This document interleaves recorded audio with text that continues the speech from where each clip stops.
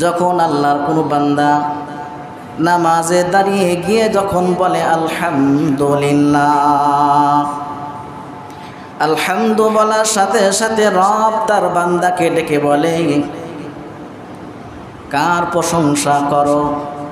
আলহামদুলিল্লাহ বান্দা পড়তেছে, সমস্ত প্রশংসা আলহামদুলিল্লাহ আল্লাহর জন্য। তখন রব্বে কারিম বান্দাকে ডেকে বলে, মানিল্লাহ, তোমার আল্লাহকে, তোমার রবকে।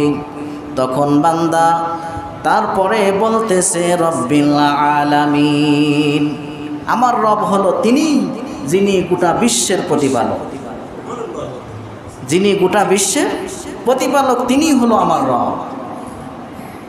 এরপর যখন বান্দা আবার শুরু করে পড়া আর রহমানির রহিম, যখন রব্বিল আলামিন বলেছে তখন বান্দার কাছে আবার আল্লাহ প্রশ্ন করেন, মানির রব্বিল আলামিন, তোমার সেই গোটা বিশ্বের প্রতিপালক তিনি কে?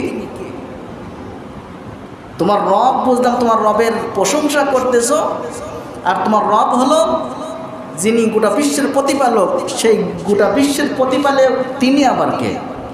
তখন বান্দা বলে আর রহমানির রহিম, তিনি হলেন রহমান এবং রহিম, তিনি অতি দয়ালু পরম করুণাময়, তিনি পরম করুণাময় অসীম দয়ালু, তিনি হলো রব্বিল আলামিন, তিনি গোটা বিশ্বের প্রতিপালক।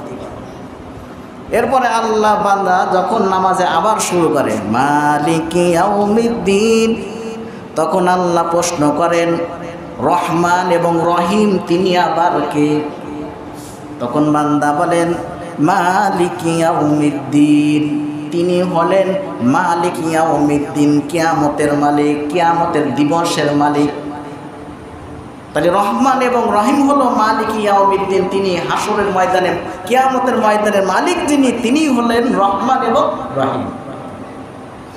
এরপরে যখন বান্দা আবার সামনে অগ্রসর হয় মালিক ইয়াউমিদ্দিন, তিনি বিচার দিনের মালিক হবেন, তিনি বিচার দিনের মালিক।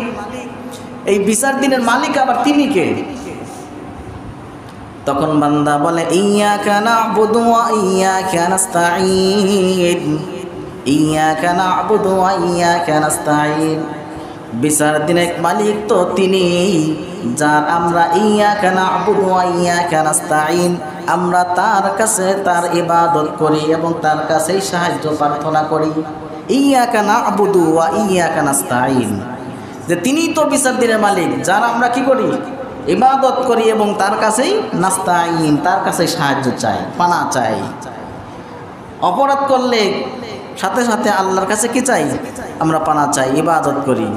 এরপরে আবার বান্দা বলতেছেন ইহদিনাস সিরাতাল মুস্তাকিম, হে আমাদের রব, ইহদিনাস সিরাতাল মুস্তাকিম, সিরাতাল মুস্তাকিমের পথ প্রদর্শন করে দাও, সঠিক পথ, যেই পথে তোমার রাসূল চলেছে, সাহাবী চলেছে, যেই পথে চললে তুমি খুশি হয়েছ, ইহদিনাস সিরাতাল মুস্তাকিমের উপর আমাদেরকে চলা সহজ করে দাও। এরপরে বান্দা আবার বলে সিরাতাল্লাযীনা আন'আমতা আলাইহিম, ওই রাস্তায় চলায়ও না, ওই রাস্তার উপর আমাদেরকে ঢেলে দিও না, যেই রাস্তার উপর গায়রিল মাগদুবি আলাইহিম ওয়ালাদ-দাল্লিন, যেই রাস্তায় গায়রিল মাগদুবি আলাইহিম, যেই রাস্তার উপর তোমার রাগ, যেই রাস্তার উপর তুমি অসন্তুষ্ট, সেই রাস্তা বা পথভ্রষ্ট যেই রাস্তা, সেই রাস্তার উপর আমাদেরকে ওয়ালাদ-দাল্লিন, সেই পথভ্রষ্ট রাস্তার উপর আমাদেরকে কি চলায়ও না। তাহলে প্রতিদিন আমরা সূরা ফাতিহা পড়তেছি, কিন্তু এর অর্থ বা কি বলতেছি আল্লাহর কাছে আমাদের জানা নাই।